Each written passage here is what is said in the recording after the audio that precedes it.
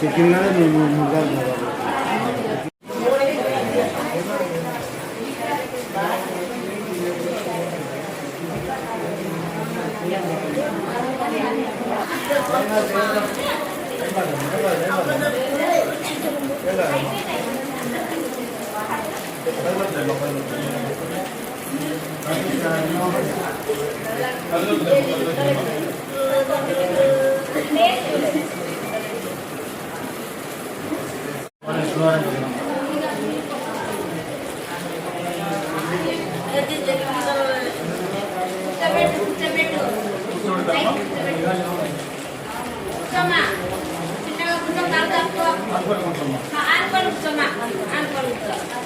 నమ్ము తెల్లారించి కొన్నాం మేము.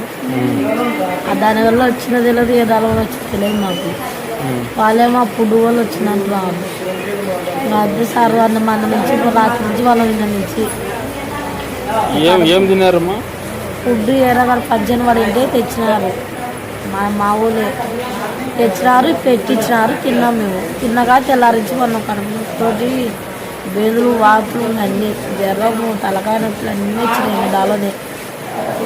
అక్కడ చిన్న సిద్ధు కూర్చొని అక్కడ ఫుడ్ వల్ల వచ్చింది. ఫుడ్ వల్ల మా పొద్దుగాడే కొద్ది వంటలు తిన్నాడు. అప్పుడు మిగిలితే పొద్దు అదే మనం సాంబారు అన్నం అట్లాంటి మిగిలితే మిగిలిచాడు. మాకు కొంచెం కవాసం నుంచి అందరూ పెట్టించాడు. అప్పుడు మిగిలితే అది తిన్న రోజు ఏం కాలే, మరుసటి రోజు పెట్టి పెట్టింది. మొత్తం ఎంతమంది ఉంటారు?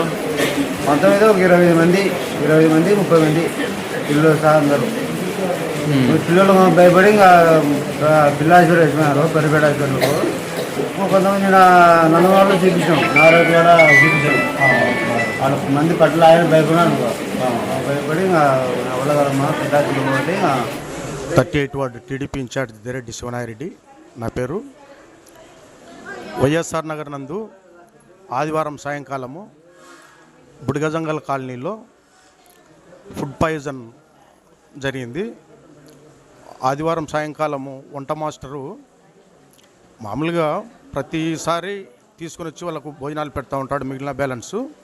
అయితే అదే క్రమంలో నిన్న ఆదివారం కూడా అట్లనే వాళ్ళకు భోజనం పెట్టడం జరిగింది. అనుకోకుండా వాళ్ళకు ఫుడ్ పాయిజన్ జరిగింది. వాళ్ళకు ఫుడ్ పాయిజన్ జరగడంలో మంత్రి గారు ఫరూక్ సార్ గారు ఎంటమ్మడే ప్రభుత్వ అధికారులను ఆదేశించి వాళ్లకు మెరుగైన వైద్యం అందించడం జరిగింది. ప్రస్తుతానికి మొత్తం టోటల్ 30 మంది ఉన్నారు. 30 మందిలో కొంతమంది గవర్నమెంట్ హాస్పిటల్కి వచ్చినారు, కొంతమంది ప్రైవేట్ హాస్పిటల్ ఉన్నారు. మిగతా వాళ్ళు కూడా రికవర్ అవుతున్నారు. ప్రస్తుతానికైతే ఎలాంటి ఇబ్బంది లేదు.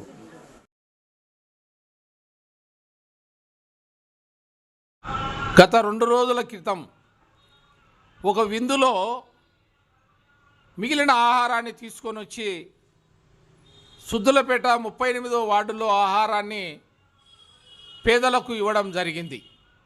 ఆహారం తిన్నటువంటి ఆ ప్రజలు, సుద్దులపేటలో ఉన్నటువంటి ప్రజలు పేదరికంతో ఆకలితో అలమటిస్తున్నటువంటి తరుణంలో మిగిలిన ఆహారమే పరమార్థంగా భావించి సేవించడం, తినడం జరిగింది. కానీ అనుకోని రీత్యా ఏ దౌర్భాగ్యమో ఏమో కానీ ఆ ఆహారం తిన్న తర్వాత వారికి ఫుడ్ పాయిజన్ అయి వాంతులు, బేదులు, జ్వరము, ఇలా 30 కుటుంబాలు, 30 మంది అస్వస్థకు గురి అయ్యారు, అనారోగ్యానికి గురి అయిపోయారు. తక్షణమే వారు కొందరు ప్రైవేట్ ఆసుపత్రుల్లో చేరడం జరిగింది, మరికొందరు ప్రభుత్వ ఆసుపత్రుల్లో చేరడం జరిగింది. స్థానిక నాయకులు, తెలుగుదేశం కార్యకర్తలు కొందరు నంద్యాల న్యాయశాఖ మంత్రి ఎన్నెముడి ఫరూక్ సార్ గారి దృష్టికి తీసుకుపోవడం కూడా జరిగింది.